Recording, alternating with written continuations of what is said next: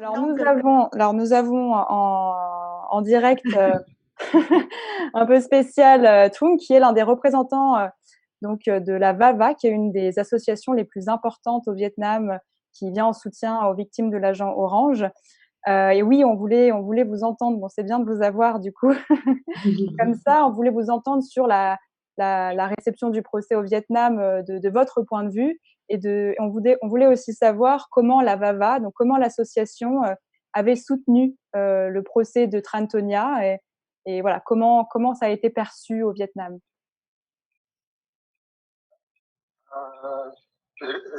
Vous le savez que depuis le début, nous avons témoigné notre soutien total au procès de Nga. Moi, je connais ce procès depuis le commencement et je trouve que le peuple vietnamien, quand il reçoit cette information, il a témoigné aussi, le peuple vietnamien a témoigné aussi un soutien. Et cela prouve dans la collection des signatures soutenant le procès de Nga et puis la collection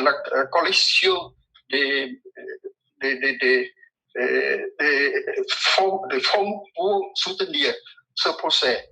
Et puis, cela se manifeste aussi dans l'attitude du gouvernement vietnamien, les autorités vietnamiennes, du président de la République, Trần Đại Quang, et puis le Premier ministre Nguyễn Xuân Phúc ont reçu Madame Nga.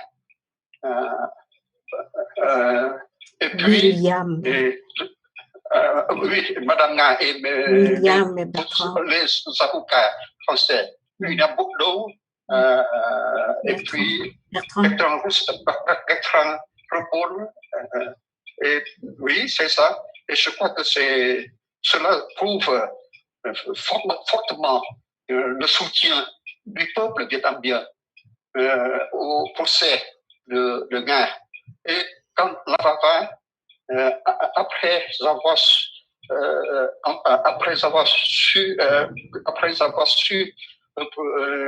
le lancement du procès, la VAVA a organisé une conférence de presse pour présenter ce procès. Et puis, il a fait une déclaration sur ce procès en appelant tout le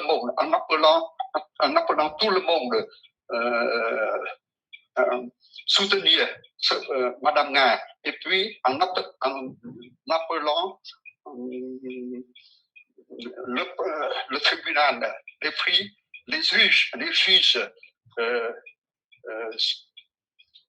réagissent agir correctement pour juger ce procès, vis-à-vis ce procès. Et puis, la VAVA a demandé à tous ses membres, à toutes ces organisations membres de faire beaucoup de choses pour soutenir Madame Nga. Et Madame Nga a été reçue dans plusieurs organisations de la VAVA, à Sóc Trăng, à Bình Dương, à Hồ Chí Minh Ville, à Hanoi, etc. Et je crois que cela prouve que nous avons toujours ramené un soutien à Madame Nga et à son procès. D'accord, merci beaucoup Truong. Donc on sait que l'association, la plus grande association du Vietnam qui soutient les victimes, donc a toujours soutenu le procès de Nha. Maintenant, j'aimerais bien t'entendre, Nha, donc que tu nous racontes comment tu as été en contact, quel a été ton rôle dans la guerre du Vietnam, et puis comment as-tu été en contact avec l'agent orange. Donc, Trương, c'est terminé?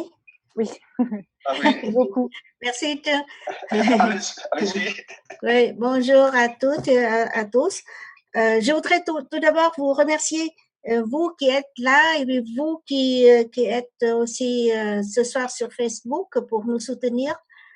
Et je voudrais aussi spécialement remercier aussi Bertrand et André qui m'ont toujours soutenu et qui m'ont encouragé quand j'étais trop fatiguée, j'étais trop lasse, ou bien quand je perdais un peu de courage, ou bien l'espoir, quoi. Donc, c'est avec eux et avec nous tous que j'arrive à avancer. Et ce soir, on a eu quand même une très, très bonne nouvelle. C'est la date fixée pour les plaidoiries. Enfin, on voit quand même un peu le bout du tunnel, quoi. Alors, c'est une question que si je réponds à la question de Léa, tu dois me donner 3 heures. Donc, depuis ma jeunesse, avec l'amour que ma mère me portait, tout ce qu'elle m'a enseigné. Alors, même si je grandissais sans elle, mais je retenais toujours tout ce qu'elle me disait. Alors, c'est pour ça que presque ma jeunesse, presque ma vie, mon cœur s'oriente plutôt vers les plus malheureux que moi, alors que je ne suis pas très heureuse quand même. Mais il y a toujours des plus malheureux. Et c'est comme ça que je me suis engagée pendant la guerre. C'est comme ça que. Et puis pendant la guerre, j'ai vu mes camarades de mort tués par les bombardements.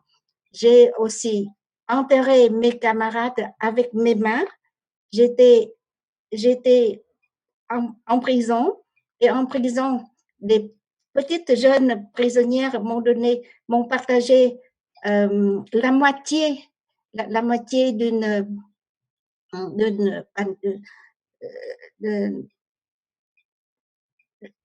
le crayon là, oui, à moitié seulement pour que je n'ai pas faim.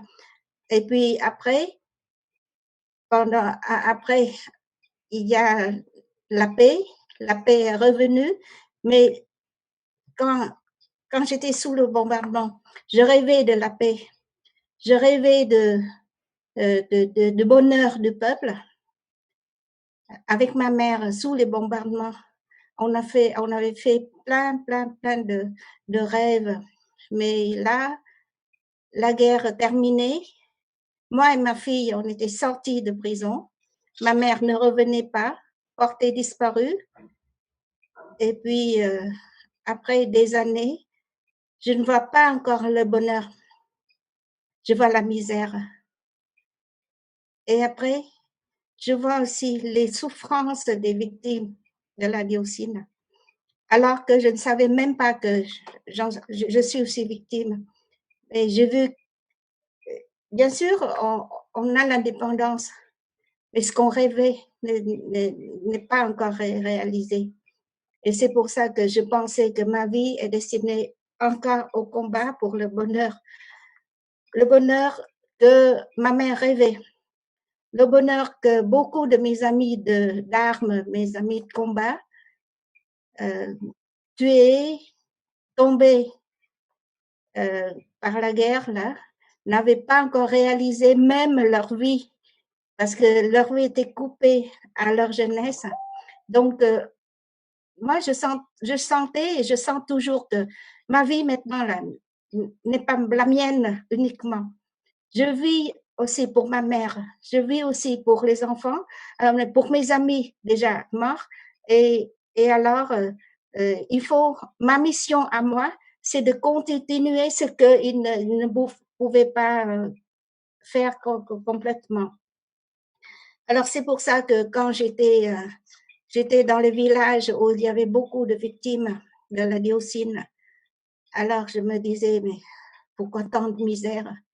Et là, je voudrais mettre entre parenthèses, j'aimerais bien pouvoir amener les avocats qui défendent les firmes américaines, je veux bien les amener au Vietnam, qu'ils voient de leurs yeux les souffrances, les douleurs des victimes. Et à ce moment-là, avec leur conscience, est-ce qu'ils auraient encore le courage de défendre les criminels. Alors, c'est pour ça que quand André Bouni, c'est l'instigateur de ce procès, mais quand André Bouni me demandait, mais Nia, est-ce que tu veux t'engager dans ce combat? Alors, j'ai dit tout de suite oui. Et je remercie encore une fois André parce que quand William a une fois demandé, mais ce serait très long, ce serait très difficile, ce serait très cruel. Est-ce que vous avez le courage de le faire, ou bien il y a quand même une autre perspective, c'est la négociation hors tribunal. Et c'est André, le premier a dit non. Il a dit non, et c'est comme ça qu'on a tous les trois. Alors, ce moment-là, on n'était que trois, moi, Bouni et William. Donc, on a commencé, et puis après, il y a Bertrand. Et je remercie aussi Bertrand parce que récemment, quand il y a une proposition de négociation, alors, André m'a dit, il ne faut pas baisser le bras. Parce que si, avec la négociation, c'est que tu baisses le bras. Et Bertrand a dit catégoriquement non, on continue, parce que notre but, c'est de condamner ceux qui ont fait du tort à l'humanité. Donc, c'est grâce à eux aussi que je garde toujours le courage. Et aujourd'hui, avec la nouvelle de la date des plaidoiries, on voit quand même que ça avance. Même si maintenant, là, je prévois quand même qu'il y aurait aussi beaucoup de difficultés parce que jamais, avec l'expertise médicale, jamais la partie adverse ne reconnaîtrait tout de suite tout, tout ce que je porte en moi, c'était à cause de l'agent orange. J'ai bien répondu à ta question? Sur ce point, oui, merci beaucoup, Nia. Sur ce point, quand est-ce que tu as pris conscience, que les diverses maladies que tu as contractées étaient liées justement à cet épisode de ta vie?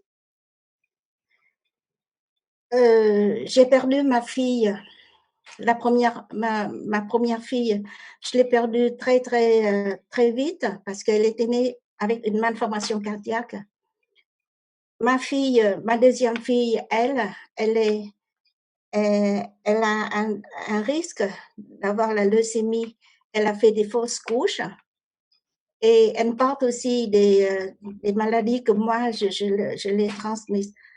Alors, je me suis toujours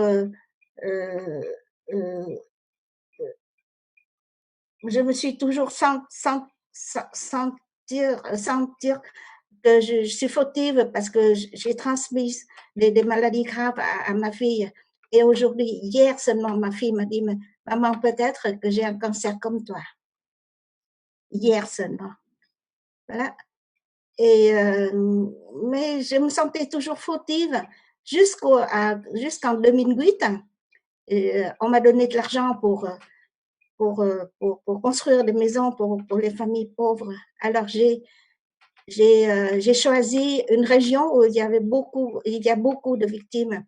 Donc, j'étais restée 10 jours à parcourir, à rendre visite de famille en famille. Et là, je vois des cas où je me demandais, est-ce que moi aussi, je suis victime? Parce que ça ressemble tellement à mon cas. Et c'est pour ça que quand je rentre, alors avec l'argent, je construis des maisons, mais aussi j'ai dit à mes amis de France que peut-être aussi je porte en moi le poison. Alors c'est pour ça qu'en 2009, au tribunal d'opinion, j'ai demandé de témoigner sans même être sûre que je suis victime de l'agent orange.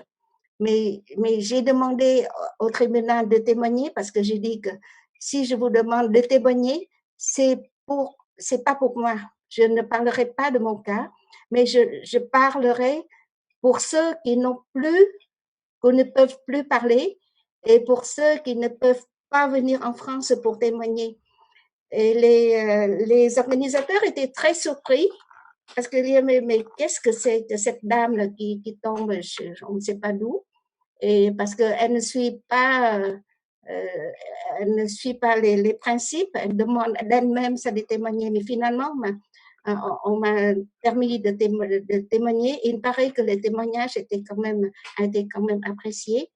C'était aussi, tu te souviens, André, c'était aussi à ce tribunal qu'on s'est rencontrés, et c'est à partir de là qu'on a décidé d'intenter un procès. Mais de 2009, de ce tribunal jusqu'au moment où on arrive à envoyer comment on appelle l'assignation, il y a des années, il y a des difficultés à franchir, et il y a aussi la tristesse, la déception, il y a aussi la rumeur sociale, etc. Mais comme on a décidé de faire quelque chose, mais qu'on savait d'avance que c'est pour une cause humanitaire, c'est pour ça qu'on n'a pas perdu le courage. Mais, mais, mais, mais c'est vraiment un combat contre un adversaire qui est très fort, richissime, qui a tout ce qu'ils ont, alors que nous, on n'a pas d'argent, etc. Mais ce n'est pas parce qu'on n'a pas d'argent qu'on ne va pas gagner.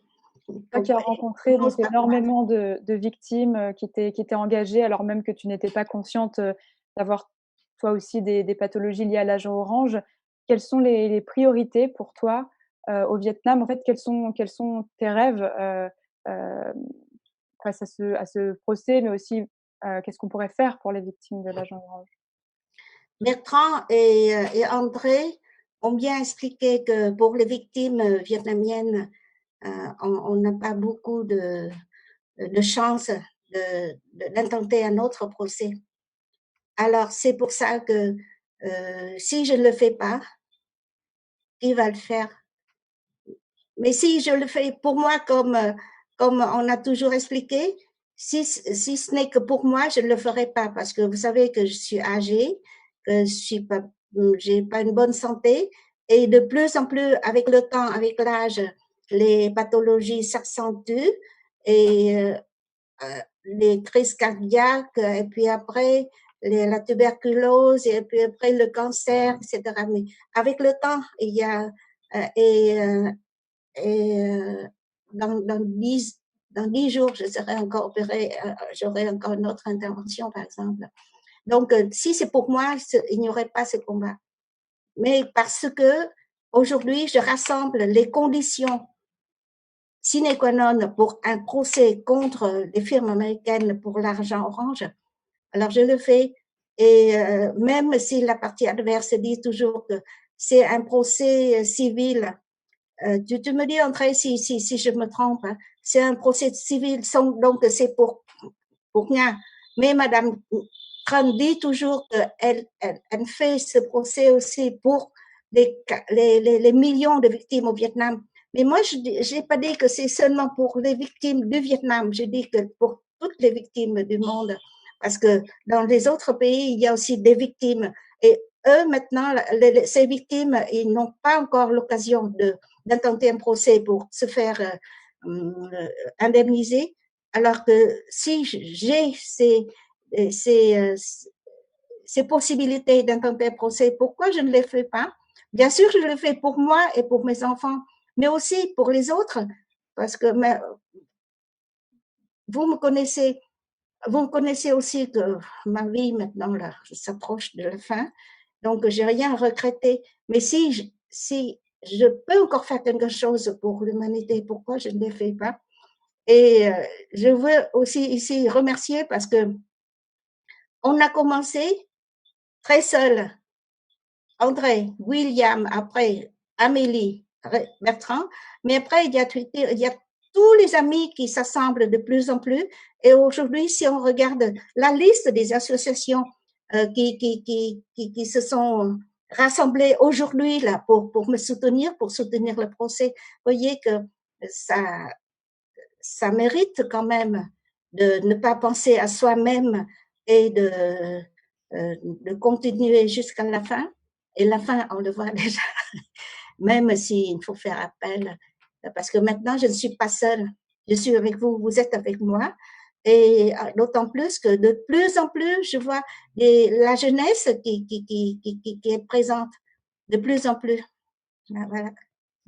Merci infiniment, Nia, pour ton témoignage et j'invite, d'ailleurs, j'en ai pas parlé dans l'introduction, mais à l'ensemble des personnes qui nous écoutent, à lire, ton histoire que tu as retranscrite dans un livre qui s'appelle, «Ma terre empoisonnée», donc qui est disponible en français et en vietnamien. Donc voilà, merci encore.